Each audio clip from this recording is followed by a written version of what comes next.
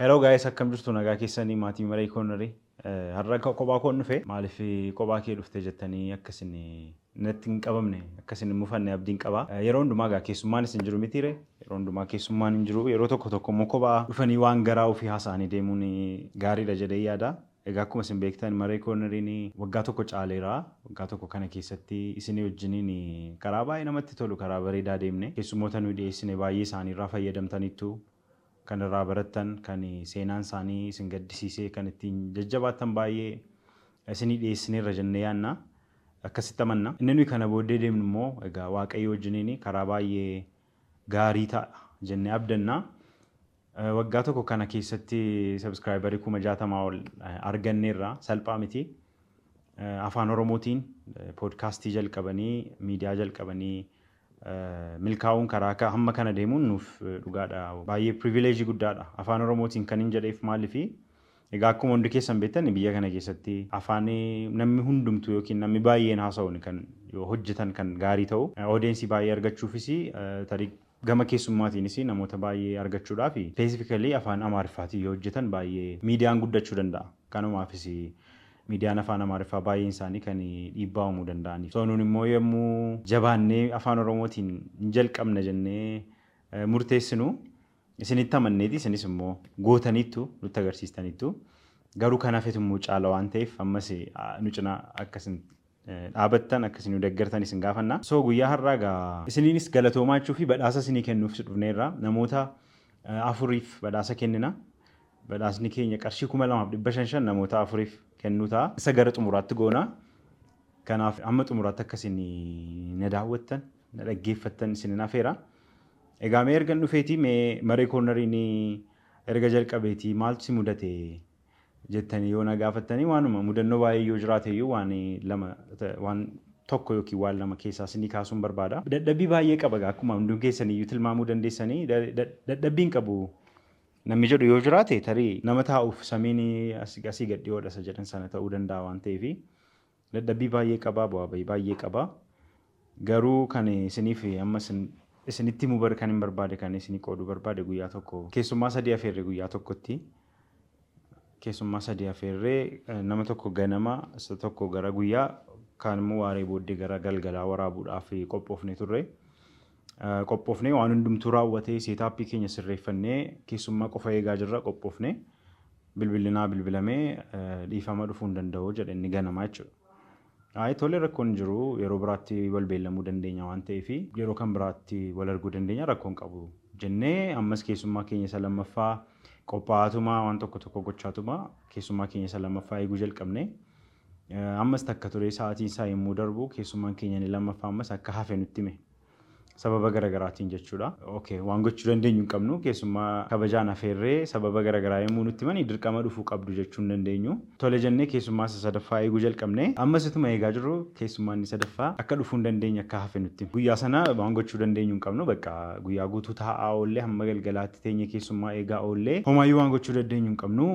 Keessummaan sadanuu hin hafanii jechuudha. Tole jennee isa booddee kaameraamaanii wajjiniin mee waan tokko hojjenna erga keessummaan hundumtuu hafee waanuma tokko yaalla jennee viidiyoo tiiktookifis haa ta'u yuutuubiifis haa ta'u mee waan tokko yaalla jennee gaafa kaanu akka nuyi hin eegnetti qodaan wayii tokko tabalaasheera babbadeera nu jala mana keessatti. Disappointmentii aarii gaafa sana ture isinitti himuu hin danda'u.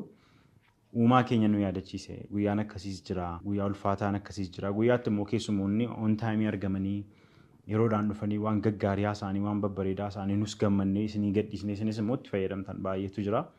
Guyyoonni akkasii turaniiru tole jennee madhiisnee ergasii booddee wanti baay'een ta'eera wanti baay'een darbeera. Kana fa'aa jira isiniin jechuu barbaanneeti viidiyoo yommuu hojjennu yommuu waraabnu. Wanta baay'eetu nu mudata. Egaa keessumoonni keenya dhufanii asitti arganii deemanis immoo waan baay'ee argu. Garuu wanti kamiyyuu akka nuyi jabaannee itti hin fufnee fi wanti nu daangessu tokkoyyuu hin jiru.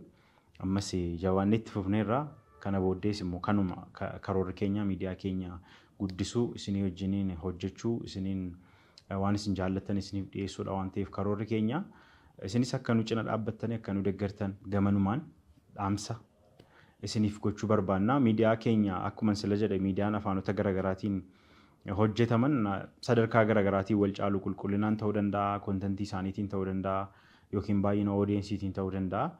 Garuu dirqama afaan kanaan immoo hojjetamuu qaba waan ta'eef yoo hin hojjenne immoo eenyutu hojjeta ta'anii wal eeguurra hojjetu jajjabeessuu, qeequu, yaada kennuu fi guddisuuf karaatti agarsiisuun filannoo gaariidha jennee amanna. Kanaaf egaa har'a keessummoota sabskraayibaroota keenya keessaas raandamlii namoota 4 fillee badhaasuu kan nuyi barbaanneef galatoomaa jechuudhaa fi hundumayyuutu badhaasne nutti tolachuu dandeenye. Garuu nama 4 hin badhaasnaa. Garuu itti fufee torbaniin nama tokko badhaasuun keenya kan hin oolleedha jechuudha. Poodkaastii keenya jimaata gadhiifamu irratti yeroo hundumaa jalqaba irratti nama tokko fillee sabskraayibaroota keenya keessaa qarshii 2500 badhaasaa deemna jechuudha. Kanaaf akkasiin darbinee sabskraayibii godhaa. Jimaata yeroo hundumaa sa'aatii 12 irratti eeggadhaatii maqaan waamamu maqaa keessan ta'uu danda'a waan ta'eef irraa nafinaa isiniin jechuun barbaada. Mee gara sabskraayibaroota keenya filuutti darbina namoota 4 fillaa akkinu itti fillu sabskraayibaroonni keenya akkuma isin asirraa argitanii namoota 60,000 oltu jira. Namoota 60,000 ol kana keessaa akkasitiin raandamlii akkas goone fillee maqaa isaanii piikii goonaa jechuudha. Waliin fillugaa maqaa eenyu waan ba'u isinitti fakkaata jalqaba irratti isa jalqabaa baasuuf jenna.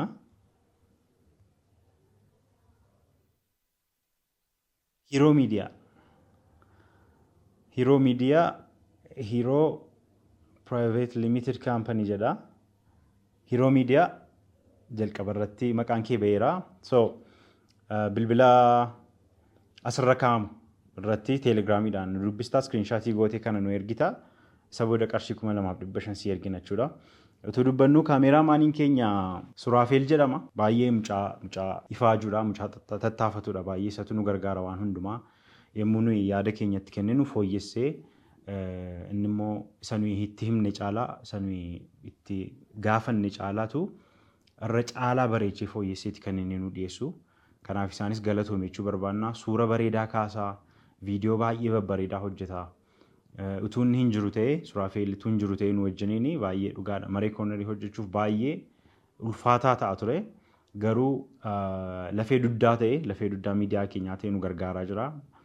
Ammas galatoome jechuu barbaanna. Isinis immoo sagantaa suuraa ka'uu yoo qabaattanii, viidiyoo hojjechiifachuu yoo barbaaddanii, Suraafeeliin akka quunnamtan isin gaafadha. Bilbilli isaa kan armaan gadii kana Suraafeel jedhama.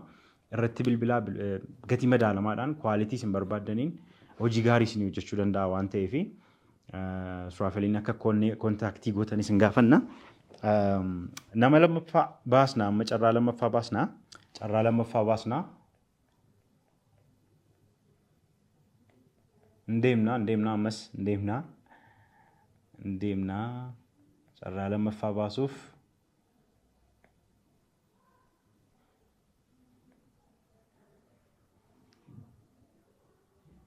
Asodox jedha. Asodox maqaan Asodox jedhu kun bilbila keenya kan teelegiraamii 9222228 irratti maqaa kana iskiriinshaatii gootee achirratti nu ergitaa nu dubbisii qarshii 2,500 si ergina jechuudha.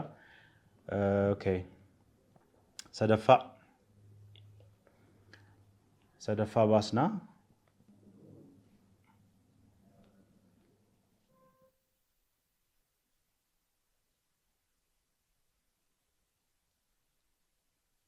Saamii Qoonjoo teelegiraamii irrattis iskiriinshaatii godhiitii chaanalii kee kana jechuudha. Nu ergii isa booda nuun immoo qarshii 2,500 si ergina. Utuu dubbannu warri kaanis dafaa sabskraayibii godhaa. Maree koornerii sabskraayibii godhaa. Birrii 2,500 torbaniin badhaasna waan ta'eef carraan kun isin bira ga'uu danda'a waan ta'eef. Ammas tarii nama biyya keessa hin jirredha yoo ta'e namni carraan ba'aafii jiru kuni nama biyya keessa jiruuf carraasaa dabarsitanii kennuu dandeessu jechuudha. Teelegiraamii irratti nu dubbistanii abaluuf naa kenni jechuu dandeessu. Nuun immoo akkasin jettan isinii goonaa jechuudha. Carraasa dhumaa baasna isa afuraffaa. Tolee carraa afuraffaa.